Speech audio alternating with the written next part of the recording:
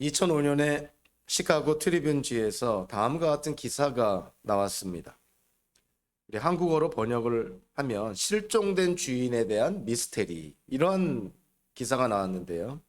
그것은 일리노이 재무국에서 내놓은 기사입니다. 지금 주인을 알 수 없는 돈이 10억 불 이상 지금 일리노이 재무국에서 가지고 있는데, 방치된 신탁함이라든가 잊혀진 은행 구자, 보증 수표, 배당 수표, 그리고 아직 현금화가 안 된 급료 지불 수표, 이러한 여러 가지를 통해서 찾아가지 않은 돈이 10억 불이 넘는다는 발표를 합니다. 그 중에는 10만 불 이상이나 되는 돈의 주인이 되는 사람들의 이름만 해도 10명 또는 10커플, 10가정이나 된다는 것이고요. 100불 이상의 돈을 찾아가지 않는 사람들의 숫자가 10만 명이 넘는다고 합니다.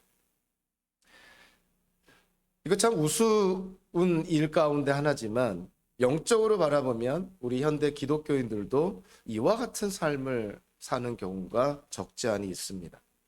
하나님께서는 우리에게 평강을 약속하시고 또 능력을 약속하시고 위로와 지혜와 사랑, 그리고 많은 축복을 우리에게 약속해 주시는데, 우리 기독교인들은 너무나 많은 때, 많은 환경 안에서 그와 같은 하나님의 약속을 잊어버리고 사는 경우가 너무 많이 있다는 것이죠. 우리가 오늘 말씀을 통해서 다시 한번 생각해야 되는 것은, 우리가 믿는 하나님이 언약의 하나님, 즉 우리에게 약속하시고 그 약속하신 것을 신실하게, 그리고 정확하게, 그리고 완벽하게 지키시는 언약의 하나님이시라는 것을 우리가 다시 한번 꼭 기억할 필요가 있습니다. 오늘 본문을 통해서 하나님께서 특별히 모세를 통해 이스라엘에게 강조하는 것이 있습니다. 이스라엘의 하나님, 즉 이스라엘이 믿는 하나님은 바로 이와 같은 언약의 하나님이라는 것이죠. 그래서 오늘 본문에서 모세를 통해 하나님께서 이스라엘에게 언약의 하나님에 대해서 강조를 하면서, 이 언약의 수직적인 측면, 즉 하나님과 이스라엘 백성 간의 관계, 그리고 언약의 수평적인 측면, 즉 이스라엘 백성과 주변 사람들과의 관계, 그리고 마지막으로 언약의 본질에 대해서 언급을 합니다. 언약에는 당연히 수직적인 측면이 있죠.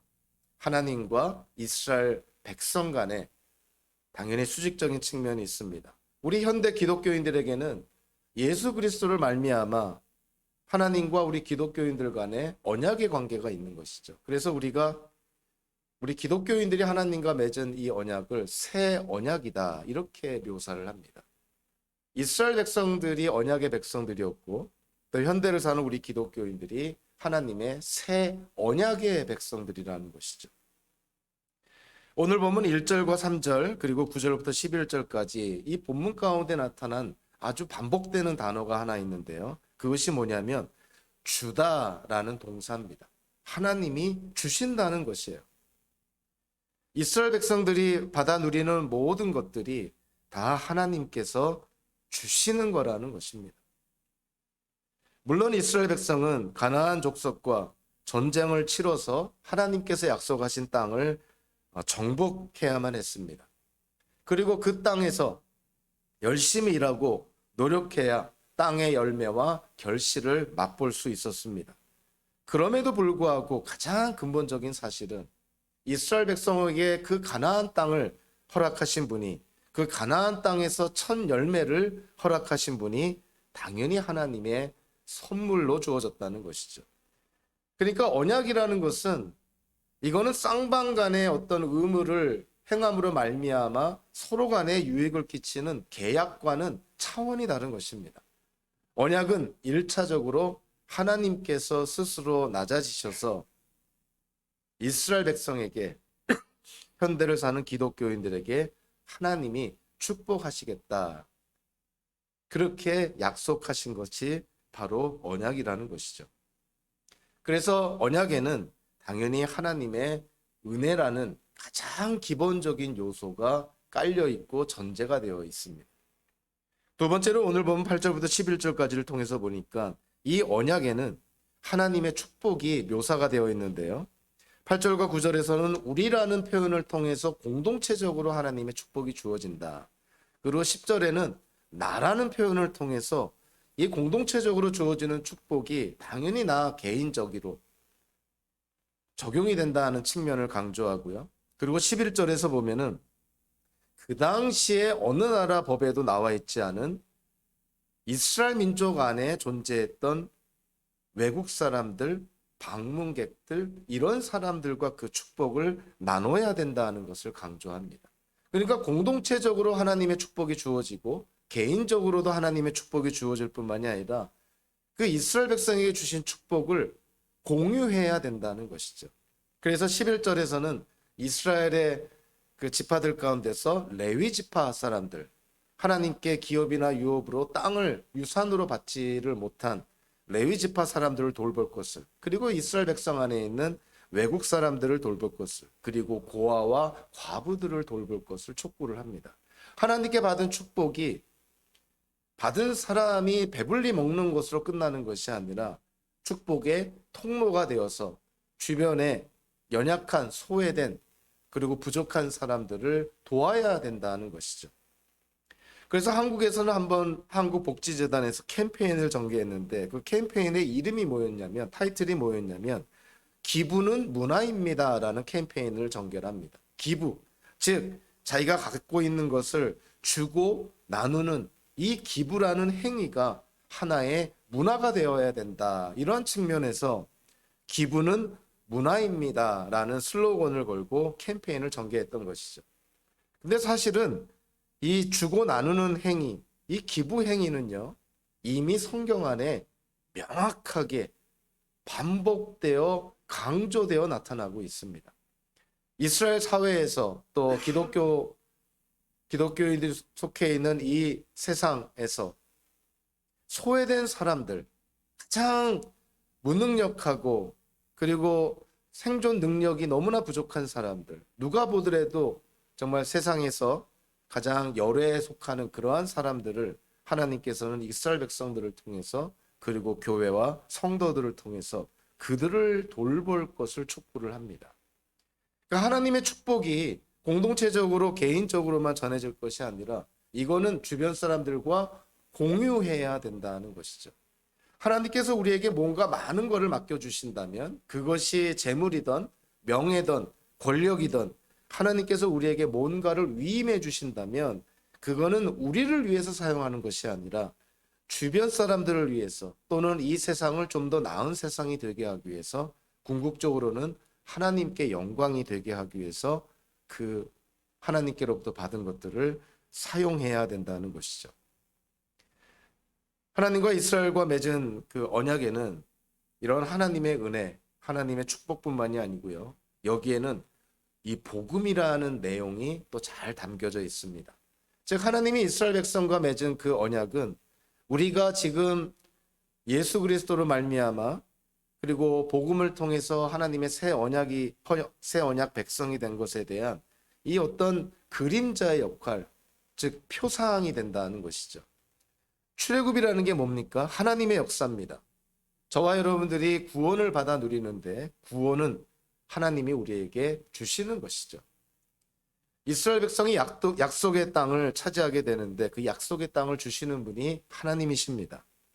저와 여러분들이 예수 그리스도를 믿음으로 말미암아 영생을 누리게 되는데 그 영생을 주시는 분이 하나님이시라는 것이죠. 출애굽의 역사와 가나안 땅이라는 약속의 땅은 하나님의 은혜의 선물로 이스라엘 백성들에게 주어집니다.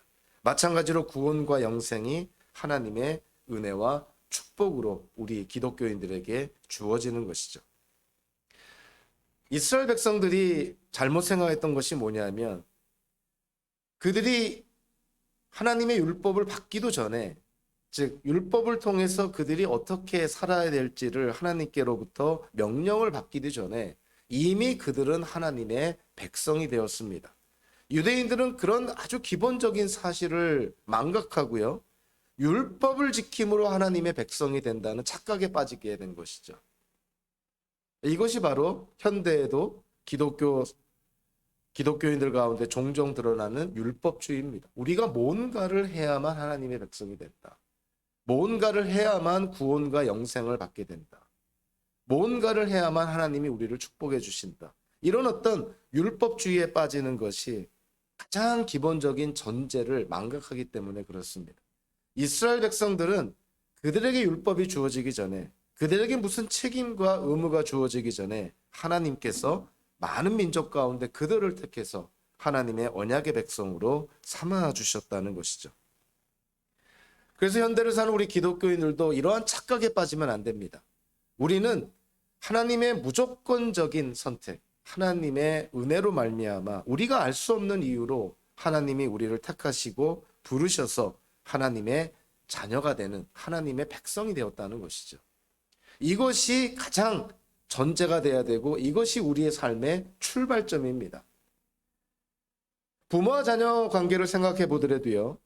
자녀는 이미 인식하는 그 순간 뭐 몇 살이든 간에 자기의 상황을, 자기의 처지를 인식하는 순간 자기는 누구의 자녀라는 사실을 당연하게 전제로, 당연한 사실로 받아들입니다.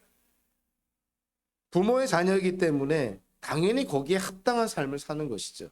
만약에 자녀가 내가 부모님께 순종하고 부모님께 효도하고 내가 부모님께 이렇게 해야만 부모님이 나를 자녀로 받아주실 거야, 이러한 생각으로 만약에 처신을 한다면 과연 부모님이 그거를 기쁘게 볼까요? 얼마나 황당한 모습이 아니겠습니까? 하나님이 우리를 볼 때 어떻게 생각하실까요? 물론 위험의 소지가 있는 표현이긴 하지만 우리가 어떠한 삶, 우리가 어떠한 행동을 하든지 간에 하나님께서 우리를 하나님의 자녀로 삼아 주셨으면 그 관계는 결코 깨지지 않고 결코 잃어버리지 않습니다. 하나님께서 우리를 자녀 삼아 주셨다는 것은 결국 하나님께서 그 관계를 지키신다는 하나님의 의지가 당연히 포함되어 있는 것이죠. 우리가 얻을 수도 없는 구원과 영생을 하나님이 허락해 주시고 우리 보고 구원과 영생을 지키라고 말씀하시는 분은 절대로 아닌 것이죠. 그래서 성경은 우리에게 구원과 영생을 주실 뿐만이 아니라 우리의 구원과 영생을 지켜주시는 분이 하나님이심을 말씀을 합니다. 언약에는 이런 수직적인 측면이 있습니다. 하나님께서 이스라엘 백성들에게 은혜를 베풀고 축복을 하고 그러한 어떤 하나님의 수직적인, 하나님과 이스라엘 백성들 간의 수직적인 그러한 관계가 있는 것이죠. 그러나 언약에는요, 당연히 수평적인 측면이 있습니다. 이스라엘 백성이 하나님의 언약의 백성이 됐다고 해서 그들에게 아무런 책임과 의무가 없는 것은 아니죠. 하나님께서 수많은 백성들 가운데서, 민족들 가운데서 이스라엘 백성을 선택하신 데에는 하나님의 뜻과 계획, 목적이 있는 것입니다. 즉 이스라엘 백성을 모든 민족의, 모든 이방인들의 빛이 되게 해서, 즉 세상의 빛이 되게 해서 하나님의 하나님 되심을 이스라엘 민족으로 하여금 다른 모든 민족에게 증거하게 하시는 목적이 있었던 것이죠. 자, 그러한 목적을 위해서 오늘 본문 12절에 보면 대표적으로 이스라엘 백성에게 책임이 있다는 것을 강조를 합니다. 12절에서는 이미 신명기 14장에서 언급된 것처럼 하나님께 드린, 이스라엘 백성이 하나님께 받은 그런 축복들 가운데서, 물질적인 축복들 가운데서 11조를 하나님께 드릴 때 그 11조가 레위 사람, 외국 사람, 그리고 고아와 과부를 위해서 사용해야 된다. 또 그들을 위해서 사용하기 위해서 11조를 할 것을 촉구를 하는 것이죠. 그러니까 이스라엘 백성들이 하나님께서 베풀어 주시는 축복을 마음껏 누리되 거기에는 하나님이 주신 책임과 의무가 있다는 거예요. 저와 여러분들이 어떠한 하나님의 축복을 받든 우리가 그 축복을 누리라고 하나님께서 주신 것입니다. 하나님이 주신 축복이 우리에게 무거운 짐이 되는 것은 아니죠. 우리가 그것이 물질이든 재능이든 명예든 권력이든 지식이든 하나님이 우리에게 주신 축복은 우리에게 누리라고 주신 것이에요. 그것이 하나님의 뜻입니다. 하나님이 주신 축복을 누리는 것이 죄가 아니에요. 그러나 하나님의 축복을 누리는 데에도 당연히 경계가 있는 것이죠. 바운더리가 있습니다. 하나님의 뜻 안에서 누려야 되는 것이죠. 하나님의 뜻을 벗어나서 하나님께서 주신 것을 누린다고 하는 것은 그건 일종의 책임감 없는 방종에 지나지 않는 것입니다. 하나님의 축복을 배신하는 행위나 다를 바가 없는 것이죠. 오늘 본문에서 12절에서 이 하나님께서 이스라엘 백성에게 모세를 통해서 말합니다. 너희들이 받아 누리는 모든 것이 내가 축복한 것인데 그 축복한 것 가운데 열의 하나를 하나님의 뜻대로 사용해라. 근데 그 하나님의 뜻이라는 것이 뭐냐?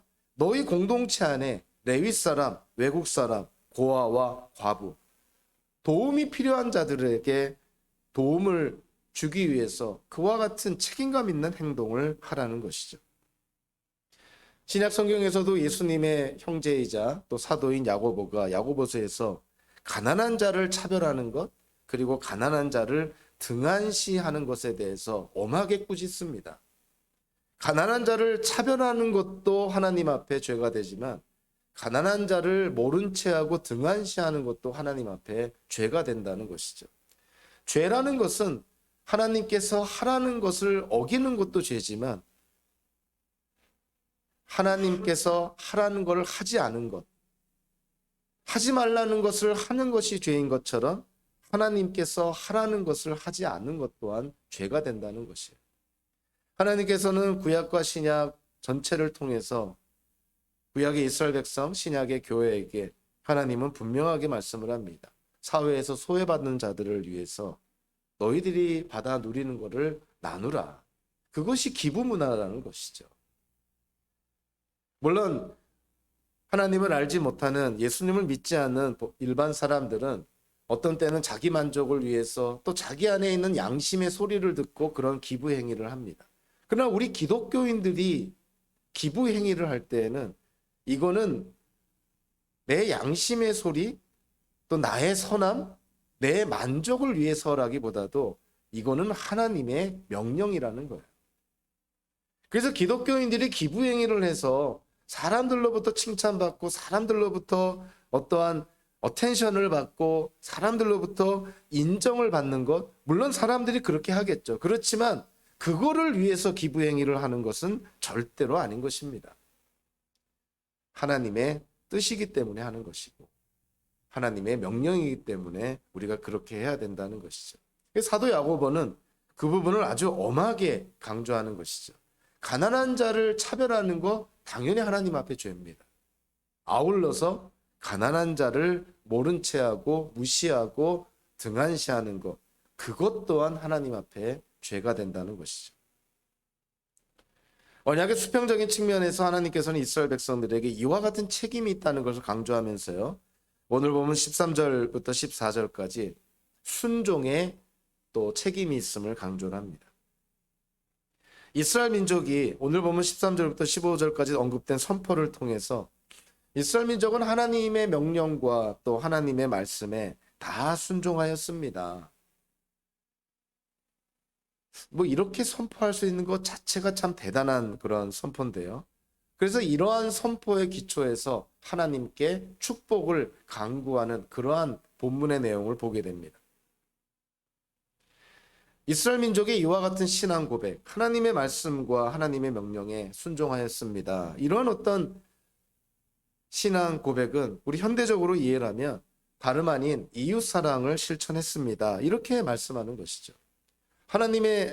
우리가 하나님을 사랑하는 것이 어떻게 표현이 되고 어떻게 증명이 돼야 될까요? 당연히 이웃 사랑으로 실천이 되고 증명이 돼야 된다는 것입니다.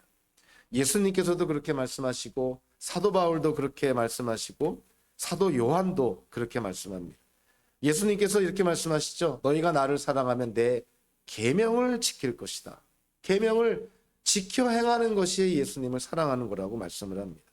사도 바울은 로마서에서 이렇게 말합니다. 사랑은 이웃에게 해를 입히지 않습니다. 그러므로 사랑은 율법의 완성입니다. 즉 이웃 사랑이 율법의 완성이다. 이렇게 말합니다. 사도 요한도 요한일서에서 이렇게 말합니다. 누가 하나님을 사랑한다고 하면서 자기 형제자매를 미워하면 그는 거짓말쟁이입니다. 보이는 형제자매를 사랑하지 않는 사람이 보이지 않는 하나님을 사랑할 수 없습니다. 하나님을 사랑하는 사람은 자기 형제자매를 사랑해야 됩니다. 보이지 않는 하나님을 사랑한다고 고백하면서 눈에 보이는 이웃, 우리 주변에 있는 형제 자매를 사랑하지 않는다면 그것처럼 거짓말은 없다는 것이죠. 우리의 삶 속에서 우리가 하나님을 사랑합니다. 우리가 하나님을 사랑하겠습니다. 이런 어떤 고백과 결단이 있다면 거기에 따른 당연한 우리의 실천과 우리의 행위는 다른 것이 아닌 것이죠. 우리 주변 사람들을 둘러보아서 도움이 필요한 사람에게 도와주고 또 나눌 수 있는 것들은 나누는 것이, 그것이 하나님을 사랑하겠다는 고백과 결단의 모습이라는 것이죠. 이스라엘 민족에게 책임과 순종을 강조하고 나서 오늘 본문 15절에서는 수평적인 측면에서 이스라엘 백성에게 하나님의 율법을 강조를 합니다. 이미 이스라엘 백성은 13절과 14절에서 하나님의 명령과 하나님의 율법, 하나님의 말씀에 순종하였다라는 것을 언급을 하면서 하나님의 축복을 15절에서 강구를 합니다. 우리는 이와 같은 모습을 통해서요, 하나님께 순종하면 하나님의 축복을 받고 또 하나님의 축복을 받으면 더 하나님께 순종하게 되고 그러면 또 하나님의 축복을 더 받게 되고 이와 같은 선순환적인 관계가 있음을 성경을 통해서 우리가 깨닫게 됩니다. 오해는 하지 말으셔야 될 것이 우리가 하나님께 순종을 해서 축복을 받는다. 그래서 하나님께 축복을 받기 위해서는 우리가 순종을 해야 된다. 어떤 이런 공로주의에 빠지라는 것이 아니라 이것이 성경에서 우리에게 밝히고 있는 하나의 진리라는 것이에요.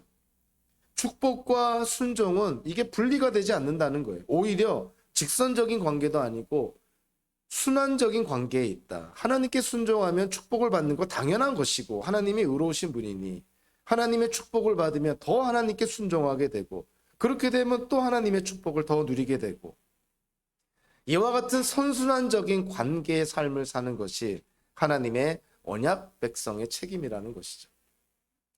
아니 하나님께 불순종하고 하나님 보시기에 악을 행하고 하나님의 이름에 먹칠을 가하고 하나님의 영광을 가리는 그러한 행동을 하면서 하나님의 축복을 받기를 원한다면 그것처럼 어리석은 모습이 어디 있겠느냐 하는 것이에요. 우리가 상식적으로 생각해도 하나님의 말씀과 하나님의 법과 하나님의 뜻을 잘 분별하고 이해해서 하나님께 순종을 하면 우리의 이해를 초월한, 어떤 때는 우리의 상식과 논리를 초월한 하나님의 축복이 임하는 것이죠. 어떤 때는 우리 세대에 누리지 못하는 축복이 우리 자녀 세대에 우리 후손들에게 하나님의 축복이 주어집니다. 하나님은 결코 하나님께 순종하고 하나님께 선한 행위를 한 그런 사람들 결코 잊지 않는다는 것이죠. 하나님은 은혜로운, 자비로운, 사랑이 많으신 하나님이시기도 하지만 하나님은 정의롭고 공의로운 하나님이십니다. 우리가 하나님께 순종한 것 결코 그것이 땅에 떨어지지 않습니다. 그런 의미에서 보면 부모님들이 자녀를 위해서 줄 수 있는 최고의 축복은요, 부모님들이 하나님의 뜻에 순종하는 것이에요. 그것이 자녀들을 향한 하나님의 축복을 좀 미리 저금해 놓는 것입니다. 부모님들의 하나님에 대한 그런 순종과 또 하나님께서 허락하신 책임을 잘 감당하면 부모님 세대에는 누리지 못할지언정 자녀 세대의 후손들에게는 분명히 주어지는 것이죠. 그것이 성경을 통해서 우리에게 보여주고 계시된 하나님의 모습입니다. 현대 기독교인들 가운데서는요, 하나님과 우리 간에 즉 언약의 수직적인 측면만을, 즉 하나님의 은혜와 하나님의 축복만을 생각을 해서 언약의 수평적인 측면인 우리에게 주어진 책임과 순종을 소홀히 하는 그러한 사람들이 종종 있습니다. 소위 말하는 도덕률 폐기론이라는 것인데요, 하나님의 법이 우리 인생에 더 이상 필요가 없다. 우리는 하나님의 은혜 가운데 하나님의 긍휼과 자비하심 가운데 사는 것이니 우리가 꼭 하나님의 법을 지키며 살 필요가 없다, 이렇게 생각을 합니다. 그거는 엄청나게 잘못된 것이고 그거는 정말 적그리스도적인 잘못된 해석인 것이죠. 하나님의 은혜는 말 그대로 우리의 노력 왜 관계없이 선물처럼 우리에게 주어진 것이지만 그럼에도 불구하고 하나님의 선물을 받은 자는 거기에 따른 합당한 책임과 의무가 있습니다. 사도 바울은 로마서 1장 5절에서 우리 새번역 성경에서는 믿고 순종하게라고 번역을 했지만 문자적으로 번역하면 믿음의 순종이라는 표현이 나옵니다. 로마서 16장에도 똑같은 말씀이 나오고요. 그래서 로마서 1장과 16장 전체를 아우르는 가장 중요한 표현으로 바로 이 믿음의 순종이라는 표현을 씁니다. 믿음으로부터의 순종이라고 해석이 될 수도 있고 믿음 안에 순종이라고 해석이 될 수 있는데 어떻게 해석이 되든 간에 우리가 예수님을 믿음으로 하나님의 자녀가 되었다면 당연히 뒤따라오는 우리의 삶의 모습은 하나님께 순종하는 모습이라는 거예요. 하나님의 자녀가 되었음을 확신하면서 하나님의 말씀대로 행하지 않는다. 하나님의 말씀에 의도적으로 그리고 연속적으로 계속적으로 불순종한다. 그거는 앞뒤가 맞지 않는다는 것이죠. 마치 포도나무에서 사과가 맺히거나 또 다른 열매가 맺히는 것과 마찬가지인 정말 말도 안 되는 언어 도단의 그러한 모습이라는 것이죠. 하나님께서 우리를 구원해 주셨기 때문에 그 구원받은 백성답게 우리가 이 땅을 살아가야 되는 것이 그것이 성경에서 우리에게 말씀하는 것입니다. 우리가 좀 어려운 표현으로 쓰자면 우리가 예수를 믿음으로 말미암아 하나님 앞에 죄가 없는 하나님과의 관계가 회복된 의롭다함을 여김을 받는 것, 그거를 우리가 칭의라고 그럽니다. 의롭다 여김을 받는다는 것이죠. 마치 아브라함이 하나님을 믿음으로 그가 의롭다 여김을 받는 것과 같이 이해가 되는 것이죠. 하나님께 의롭다 여김을 받은 자들은 당연히 성화의 삶, 즉 예수님을 본받는 거룩한 세상과는 구별된 삶을 살아야 될 것을 성경은 촉구를 합니다. 근데 우리가 조심해야 될 것이 우리가 거룩한 성화의 삶을 살아야 우리가 의롭게 되는 것이 아니에요.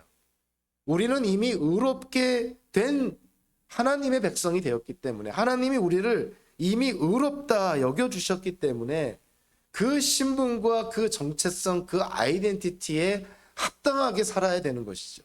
그것이 바로 세상과 구별된 성화의 삶입니다. 종교개혁가들 가운데서 대표적으로 독일의 마틴 루터가 있고요. 그리고 프랑스의 잔 칼빈이 있는데 두 사람이 구원과 관련해서 강조한 부분이 좀 다릅니다. 마틴 루터는 종교개혁의 대표적인 슬로건 중에 하나였죠. 우리가 믿음으로 의롭게 됩니다. 이 신칭이 믿음으로 의롭게 된다는 것을 강조를 합니다. 그러나 칼빈은요, 그가 쓴 기독교 강요에서 특별히 무엇을 강조하냐면 기독교인들이 의롭게 된 이후에 거룩한 삶을 사는 성화의 삶을 강조를 합니다. 마틴 루터가 이신칭의를 강조했다면 칼빈은 성화의 삶을 강조합니다. 우리가 이 땅, 기독교인들이 이 땅을 살아갈 때 우리가 어떻게 살아가야 될 것입니까? 아직도 구원을 받았는지 못 받았는지 여기에 그냥 이걸 벗어나지 못해서 헤매는 삶이 아니라 구원받았음을, 하나님의 자녀임을, 하나님께서 우리와 언약을 맺은 분이심을 확신하면서 거기에 합당하게 살아야 되는 것이죠. 그것이 기독교인의 삶이 되어야 된다는 것입니다. 그것을 칼빈은 성화의 삶이라고, 거룩한 삶이라고, 다른 사람들과 세상과 구별된 삶이라고 강조를 합니다. 하나님께서 모세를 통해서 이스라엘 백성들에게 언약의 수직적인 측면과 수평적인 측면을 강조하고 나서요. 오늘 우리가 함께 읽은 16절부터 19절까지를 통해서는 언약의 본질에 대해서 언급을 합니다. 언약의 본질이라는 것이 무엇입니까? 언약의 본질은 한마디로 이렇게 묘사가 되는 것이죠. 성경에서 반복적으로 묘사가 됩니다. 하나님은 이스라엘의 하나님이시요 이스라엘은 하나님의 백성이라는 표현이에요. 이것이 언약의 본질입니다. 하나님께서 이스라엘 백성에게 말씀하는 것이죠. 내가 너희의 하나님이다. 그리고 너희는 나의 백성이다. 현대를 사는 우리 기독교인들에게도 마찬가지로 말씀하는 것이죠. 예수 그리스도를 중보자로 삼아서 하나님과 새 언약의 관계에 들어간 우리 기독교인들에게 하나님이 말씀합니다. 내가 너희의 하나님이다. 그리고 너희는 나의 백성이다. 이것이 언약의 가장 중심에 있는 본질이라는 거예요. 하나님이 나의 하나님이고 내가 하나님의 백성이라는 사실. 우리 신약 성경으로 들어오면 이거를 더 극대화해서 이렇게 말하죠. 하나님이 나의 아버지가 되시고 내가 하나님의 아들 또는 딸이 된다는, 하나님의 자녀가 된다는 사실이에요. 이것이 언약의 본질이라는 것이죠. 하나님과 우리와 맺은 이 언약의 관계는 어떠한 상황에서도 어떠한 조건 하에서도 결코 깨지지 않습니다. 부모 자녀 관계가 깨지나요?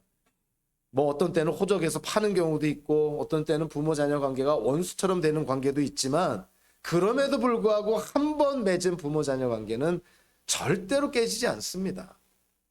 하나님과 우리의 관계는 더하다는 것이죠. 하나님이 우리를 하나님 나라의 백성 정도가 아니라 우리를 하나님의 자녀로 삼아 주셨다는 이 언약의 관계는 우리 평생에 또 오는 세상에서도 절대로 깨지지 않습니다. 그래서 오늘 본문 17절 18절에서 다시금 강조하는 것이죠. 하나님은 이스라엘의 하나님이시요 이스라엘은 하나님의 백성이다. 저와 여러분들이 이 땅에서 하나님이 허락하신 인생을 살 때 이 사실 하나만 확신하고 살아가도 우리의 삶의 많은 부분에서 우리는 좌우로 치우치거나 실족하지 않게 될 것입니다. 아, 하나님이 나의 하나님이시고 내가 하나님의 자녀구나. 이 사실, 이 정체성만 우리가 확신하면요, 어떠한 상황에서도 우리는 불안해하거나 염려하거나 두려워하지 않습니다. 어떤 때는 우리의 이해와 논리를 초월한 상상할 수 없는 일들이 벌어질 때도 있지만, 그럼에도 불구하고 이 모든 것이 하나님의 통제 안에 있다, 하나님의 주권 아래 있다는 하나님께 대한 흔들림이 없는 믿음을 갖고 우리가 이 세상을 살아갈 수가 있다는 것이죠. 모세는 하나님과 이스라엘 백성이 맺은 그 언약의 본질에 관한 내용을 언급하고 나서요, 그 언약의 목적을 19절에서 언급을 합니다. 한마디로 하나님이 이스라엘 백성과 맺은 그 언약의 목적이라는 것이 뭐냐면 하나님께 영광을 돌리게 하기 위한 것이라는 것이죠. 하나님이 이스라엘 백성과 언약을 맺으셨다, 이스라엘 백성을 하나님의 백성으로 삼아주셨다는 것은 이스라엘 백성을 통해서 하나님께 영광이 돌려지게 하기 위함입니다. 그러나 역사적으로 보면 과연 이스라엘 백성은 하나님께 영광을 돌렸나요? 영광을 돌리기는커녕 세상 다른 민족으로부터 손가락질 받고 결국 하나님께 불순종하고 하나님께 죄를 짓고 하나님께 악을 행하고 하나님의 정의와 공평은커녕 사회 안에서 온갖 불의와 부정을 저지름으로 말미암아 결국은 멸망하게 되는 그러한 비극적인 결과를 초래하지 않습니까? 하나님께서 이스라엘 백성을 택하신 이유는 이스라엘 백성들로 하여금 하나님의 영광을 드러내기 위함이었다는 것이죠. 영광이라는 말, 문자적으로는 무게를 의미하는 것이고요, 이 무게 또는 가치라는 이런 말에서 예배라는 말이 파생됩니다.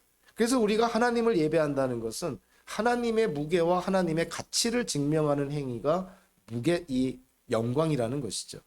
이스라엘 민족이 하나님께 영광을 돌려야 될 언약의 백성들이라는 것은 이스라엘 백성들의 삶 속에서 하나님의 무게와 하나님의 가치가 드러나는, 마치 하나님께 예배하는 행위가 됐어야 됐다는 거예요.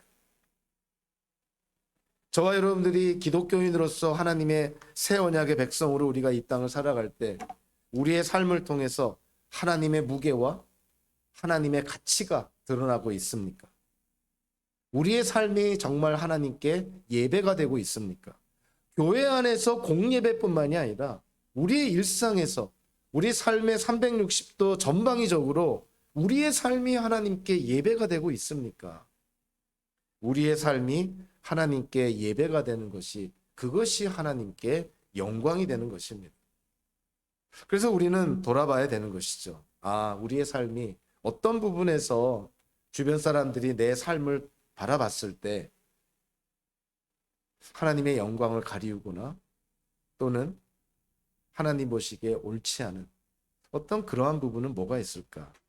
그래서 우리 모든 피조물 가운데서 우리 인간만이 하나님께서 인격체로 지으셔서 우리는 우리를 돌아보고 반성하고 성찰할 수 있는 존재로 하나님이 지으셨습니다.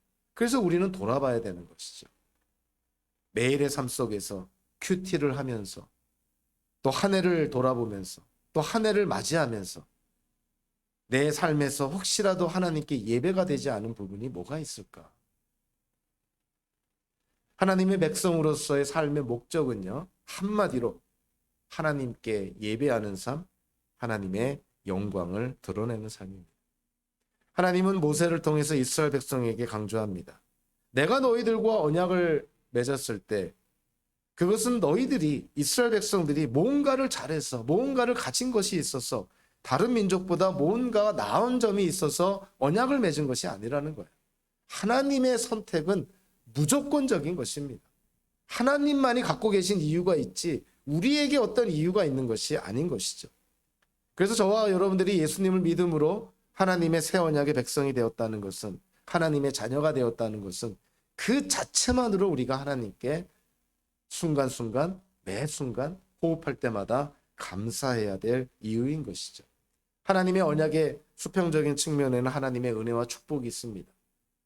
수직적인 측면에는 하나님의 은혜와 축복이 있죠. 그러나 수평적인 측면에는 우리의 책임과 순종이 자리하고 있습니다. 하나님의 언약의 본질이 뭡니까? 하나님께서 우리의 하나님이 되시고 우리가 하나님의 백성이 된다는 사실이고, 하나님께서 이스라엘 백성과 또 우리 기독교인들과 언약을 맺으신 이유는 궁극적으로 모든 것이 합력하여 하나님께 영광을 돌리는 것입니다. 2024년 새해를 맞아서 우리가 새로운 결심과 새해 결심 또 결단을 우리가 하게 되는데요. 오늘의 말씀처럼 우리가 하나님의 새 언약의 백성으로 하나님의 자녀되는 신분과 정체성, 아이덴티티를 갖고 있음을 우리가 다시 한번 확신을 하면서 올 한 해 동안 정말 우리의 삶이 하나님의 영광을 드러내는, 정말 하나님께 예배하는 그런 우리의 삶이 되시기를 주님의 이름으로 축원합니다. 기도하겠습니다.